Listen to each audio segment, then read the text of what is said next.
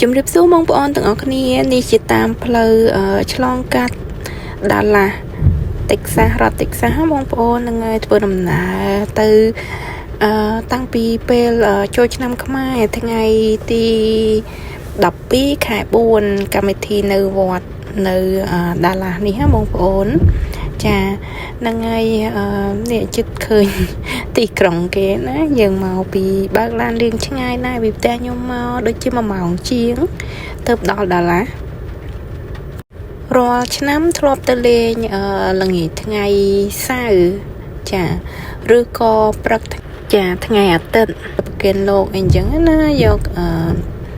ចាយវ៉ាន់ទៅបាំងស្គូលបាំងអីចឹងទៅប៉ុន្តែលើកនេះគឺអត់បានទេដោយសារមានបញ្ហានៅផ្ទះខ្លះអញ្ចឹងក៏មកដល់ម៉ោងប្រហែលជា1កន្លះ2ហើយទៅចេញពីធ្វើការចាទាំងប្តីទាំងប្រពន្ធខ្ញុំហ្នឹងបានបវល់គ្នាទាំងយើងទៅវត្តអផ្លែទៅព្រោះជូនកូនទៅមើលអញ្ចឹងណាចាទៅដល់វត្តគឺគេបិទភ្លេងល្មម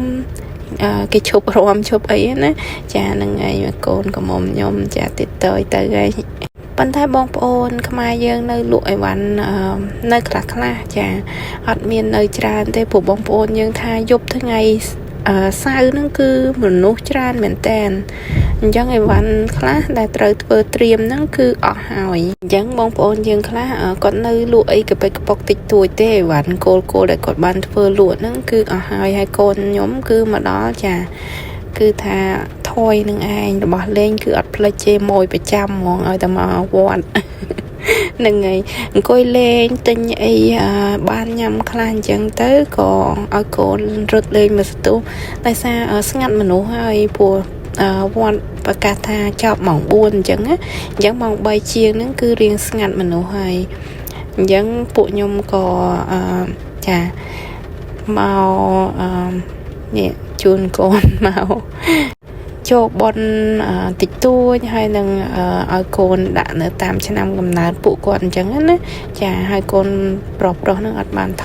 តបានតែកូនកំមុំមួយនឹងឯងចាប៉ាគេដឹកដៃពើរហូតនេះវត្តបងប្អូនលបងវត្តហ្នឹងឯងថតបានតិចទេថ្ងៃហ្នឹងបងប្អូនដោយសារយើងទៅបានតែមួយផ្លែតហើយខ្ញុំបើកឡានខ្លួនឯងទៀតដោយសារយើងមនុស្សពលឡានឲ្យប្តីបើកគឺថាពលហើយរៀងអត់សូវស្រួលខ្លួនអញ្ចឹងយើងដឹងខ្លួនណាយើងបើកហ្មងទៅបើសិនជាឲ្យប្តីបើកគឺពលហើយចាបន្ទាប់ពីធ្វើដំណើរទៅវិញគឺប្រហែលរយៈពេលប្រហែលជា1ម៉ោង10នាទីអីទៅដល់ផ្ទះប៉ុន្តែចាតាមផ្លូវហ្នឹងគឺចុះនៅខ្ញុំមកតាមផ្លូវ I-20 មកដល់ Terol ហ្នឹងក៏ចូលនៅប៉ាវាចាប់ដៃខ្ញុំក៏ចង់ទិញស្បែកជើងនៅ mall អីអញ្ចឹងចូល mall នៅ Terol ហ្នឹងតិចទៅចាប៉ាគេទៅទិញស្បែកជើងអញ្ចឹងទៅខ្ញុំនេះជូនកូនចូលបន្ទប់ទឹកចូលអីមកឃើញរបស់លេងទៀតចាក្បែរទៅណាអត់ផុតពីរបស់លេងទេបងប្អូនហ្នឹងហើយចាកំពុងតាទានេះប៉ិនកូនឯងហ្នឹងចេះទាហើយទាដុល្លារគេថាដុល្លារទាលុយដាក់ក្នុងដាក់យករបស់លេងបងប្អូនចាហើយគេនេះបងគេជិះសេះចាឡើងជិះអញ្ចឹងទៅបងអូនគេចង់ជិះដែរប៉ុន្តែដល់ពេលឲ្យជិះមែនតើគឺភ័យនៅពេលដែលដាក់កាក់មែនតើណាចាំមើលបន្តិចទៀតបងប្អូនឃើញហើយចានេះគេគាត់ទៅជិះសមលេងសិននេះខ្ញុំមកកាក់អត់តបានបងប្អូនអត់មានកាំងចាអត់មានកាំងអញ្ចឹងគឺថាគេអង្គុយលេងឥឡូវគេមកជាប់ចិត្តនៅ ice cream truck ទេបងប្អូនចាវីដេអូហ្នឹងគឺថាវត្តហ្នឹងទៅលេងឃើញតែបន្តិចទេបងប្អូនតែមើល ice cream truck នេះគឺនៅនឹងទៅណាអត់រួចទេដើរទៅដើរមកដល់នឹងវិញដើរទៅដើរមកដល់នឹងវិញបងប្អូនចាគឺគាត់ស្រឡាញ់មែនតើចូលចិត្តលេង ice cream អីអញ្ចឹងចូលចិត្តញ៉ាំហើយចូលចិត្តលេងទៀតអញ្ចឹងឲ្យតែអីតាក់ទងនឹង ice cream ហ្នឹងចាគឺចូលចិត្តណាស់ចាឆ្លៀតពេលនេះគឺជូនពរបងប្អូនទាំងអស់ក្នុងឆ្នាំថ្មីចាសិរីសួស្តីសុខសប្បាយសុខភាពល្អហើយនឹងលុយកាក់ហូរចូលច្រើនទាំងអស់គ្នាទោះជាពួកយើងដឹងថាក្នុងឆ្នាំនេះគឺលុយកាក់វារៀង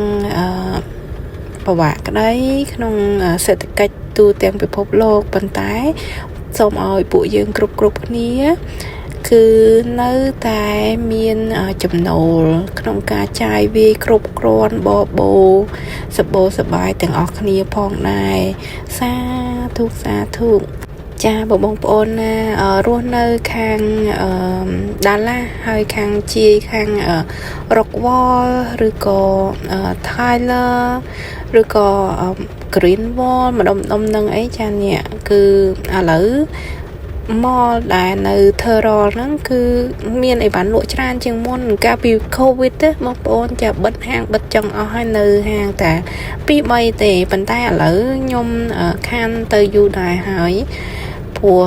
បដូរផ្ទះអត់សូវឆ្លងកាត់ផ្លូវហ្នឹងឯងពីមុនអាសាឆ្លងកាត់អញ្ចឹងណា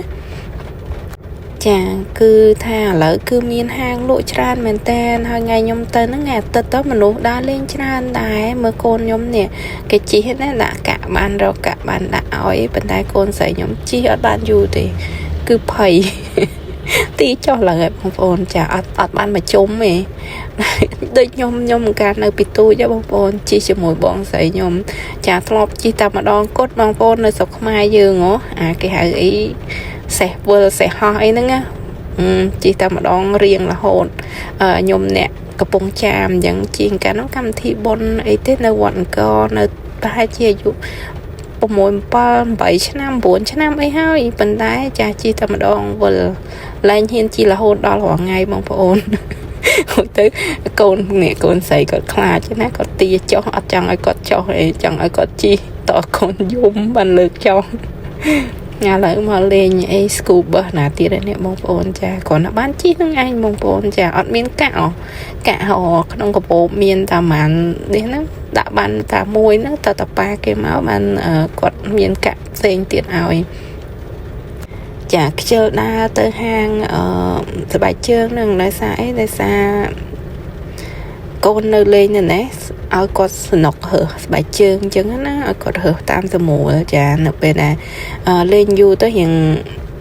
ធុញហោដើរទៅហោគាត់ប៉ុន្តែគាត់រួចហើយគាត់បានដើរមកដែរនឹងឯងហើយកូនខ្ញុំនេះបងប្អូនមើលទៅចាតាមផ្លូវហាងគេមួយអញ្ចឹងហើយខាងក្រៅគេមានដាក់អីឲ្យក្មេងលេងតិចតួចអញ្ចឹងអានេះហាងកាហ្វេបើកថ្មីបងប្អូនចាទៅនងដែរតែខ្ញុំអត់បានចូលទេព្រោះ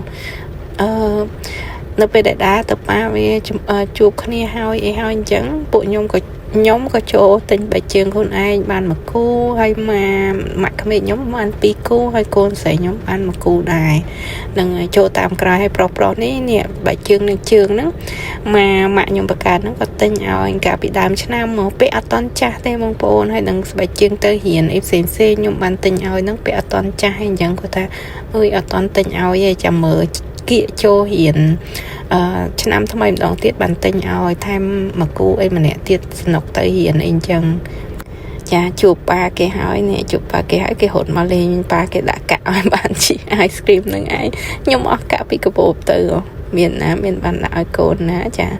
ហ្នឹងហើយឥឡូវមើលជិះគ្មានបានយូរទេជិះបានតែបន្តិចហ្នឹងកូនស្រីខ្ញុំហ្នឹងចាទាចោះទៀតហើយ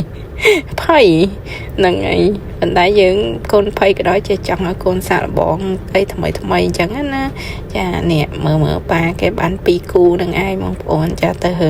មកសន្ទុះធំស្បែកជើងម៉ាក់ sneaker ហ្នឹងស្រួលពាក់ធ្វើការធ្វើអីបងប្អូនអត់សូវជិះជើងទេបើស្បែកជើងផ្សេងម៉ាក់ណៃម៉ាក់អីពាក់ដែរធម្មតាបានប៉ុន្តែបើយើងឈរយូរអីអញ្ចឹងគឺរៀងជិះជើងខ្ញុំភាគច្រើនប្រើតានេះកូនស្រីខ្ញុំនេះមកហើឲ្យបានផ្លេចមួយនេះឯងអរគុណច្រើន